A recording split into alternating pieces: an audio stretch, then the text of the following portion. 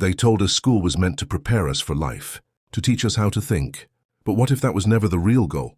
What if modern education wasn't designed to create thinkers, but to manufacture followers? Millions graduate every year with degrees, certificates, and honors, yet freeze when faced with real-world problems, moral complexity, or independent judgment.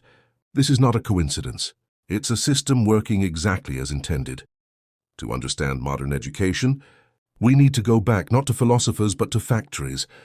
The structure of today's schooling system was born during the Industrial Revolution. Its purpose wasn't curiosity. It wasn't creativity. It was efficiency. Rows of students, fixed schedules, uniform tasks, standardized outcomes. Schools were designed to produce predictable workers, people who follow instructions, respect authority, and don't question the process. Critical thinking was never scalable. Obedience was. That blueprint still exists today, disguised as academic rigor. Modern education claims to measure intelligence. In reality, it measures compliance. Standardized tests don't ask, "Why do you think this is true?" What assumptions are being made? What if the premise is wrong?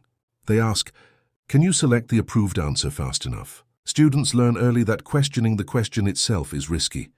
Challenging the framing gets punished. Thinking differently lowers your grade. So students adapt.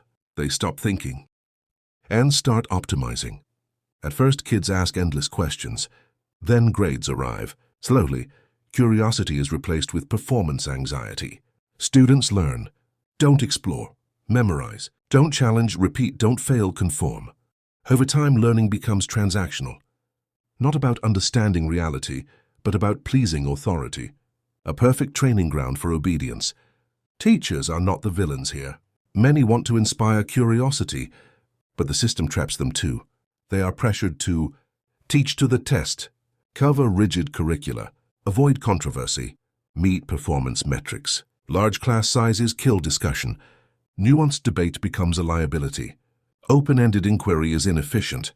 The result? A classroom that rewards silence over curiosity, agreement over insight, and speed over depth. Eventually, students learn a dangerous lesson. Questions are risky. Being wrong is punished. Thinking differently is isolating. Challenging narratives feels unsafe. So students internalize self-censorship, not because they lack intelligence, but because they've been trained to suppress it. By the time they graduate, many no longer trust their own thinking. This doesn't end at graduation. In the real world, this creates adults who struggle to detect misinformation, defer to authority even when it's wrong, fear uncertainty, avoid complex moral reasoning. A society like this becomes easy to manipulate. Propaganda thrives. Simplistic narratives spread faster than truth. Independent thinkers become threats.